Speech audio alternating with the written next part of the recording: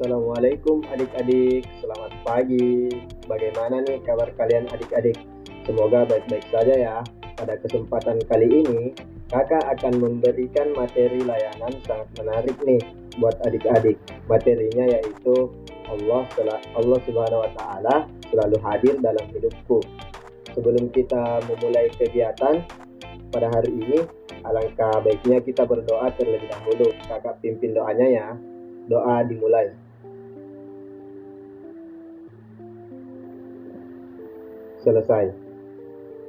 Sekarang, kakak akan membahas sedikit mengenai topik yang kita akan bahas pada hari ini. Sebagaimana kita ketahui, Allah Subhanahu wa Ta'ala selalu berada di samping hambanya dalam keadaan apapun. Kakak juga akan membahas tanda-tanda kebesaran Allah Subhanahu wa Ta'ala. Adik-adik, adapun manfaat yang dapat kita peroleh dari kegiatan kita ini, yaitu adik-adik dapat mengetahui serta mampu memahami Allah Subhanahu wa Ta'ala selalu hadir dalam hidup. Adik-adik, saat ini saya akan menjelaskan langkah-langkah yang kita lakukan dalam pertemuan kali ini. Sekarang, kakak akan membagi kalian dalam sebuah kelompok. Selanjutnya, kakak akan menjelaskan materi layanan kita sesuai dengan topik kita pada hari ini. Setelah itu, kita akan melakukan curah pendapat dan diskusi sesuai topik yang kita bahas. Jadi, kakak harap adik-adik aktif ya dalam sesi diskusi.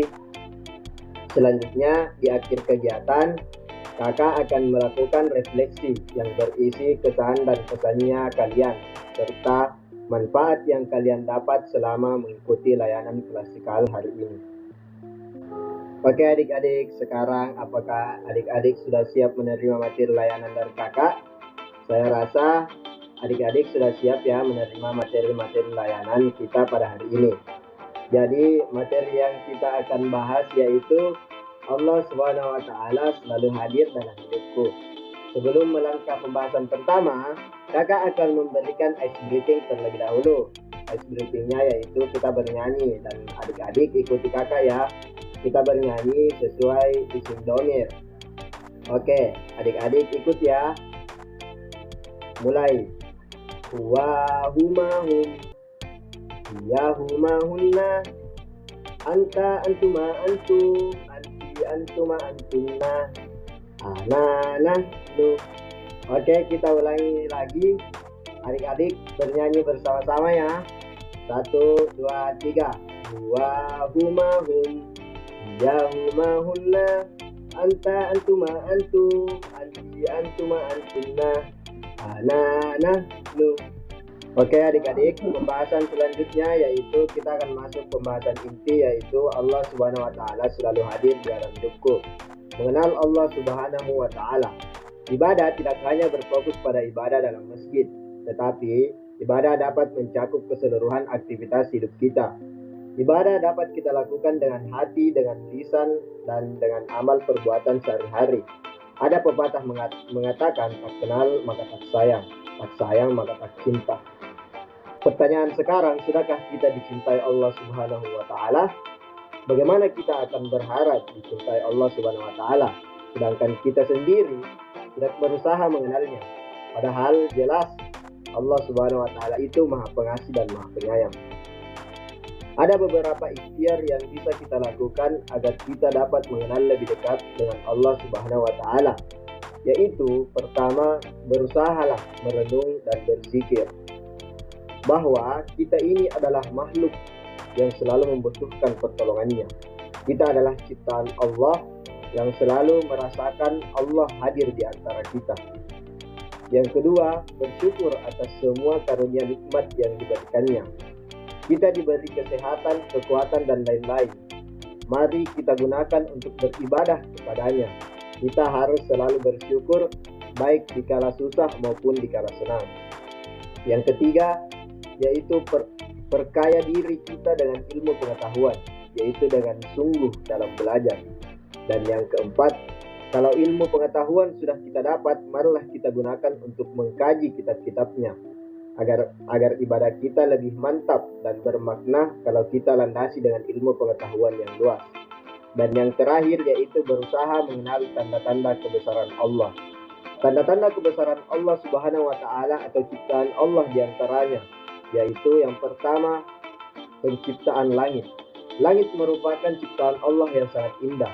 Setiap manusia yang suka memperhatikan langit, baik di malam hari maupun di siang hari, pasti akan merasakan ketakjuban luar biasa. Tidak hanya sebatas itu, manusia pun sudah menembus angkasa untuk mengeksplorasi bulan dan planet lainnya. Yang kedua yaitu penciptaan bumi. Bumi dan segala keindahannya ini sangat kaya dengan ayat-ayat Allah yang begitu luar biasa. Bahkan hingga saat ini manusia belum mampu mengungkap semua tabir misteri di bumi.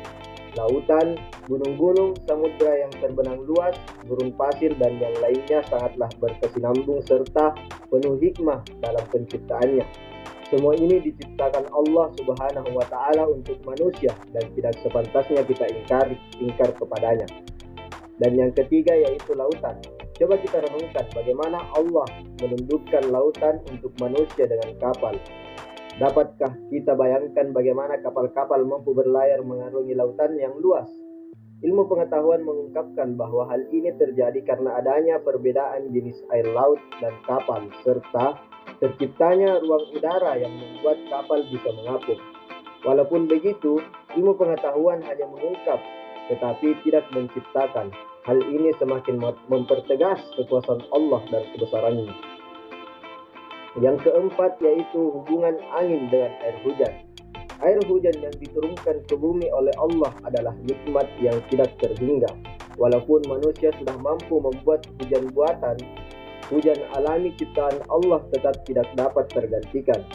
Coba kita bayangkan jika suatu tempat tidak diguyur hujan dalam jangka waktu yang lama. Daerah itu pasti akan kering kerontang. Saat tempat ini diguyur hujan, maka tumbuhlah berbagai jenis tumbuhan. Dan kebesaran terakhir yang dimiliki oleh Allah yaitu awan. Awan merupakan fenomena unik dari sebuah proses terjadi dan turunnya hujan.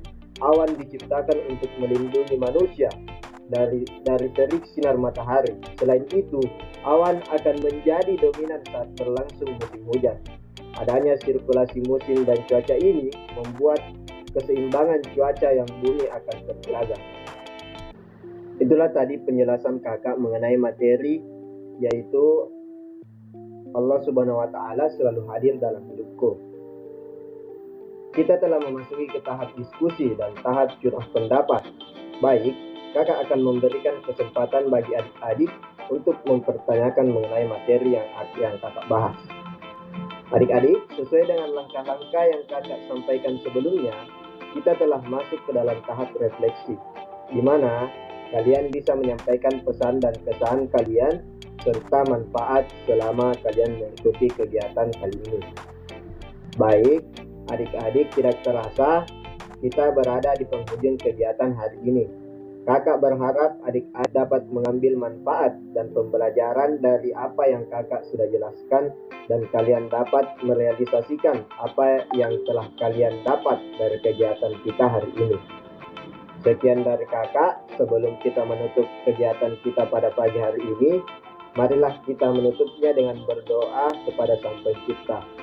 Kakak pimpin doanya ya. Berdoa dimulai. Selesai. Adik-adik, terima kasih atas waktunya. Maaf bila kakak ada salah kata, karena manusia itu tempatnya salah dan lupa. Syukron. Wassalamualaikum warahmatullahi wabarakatuh.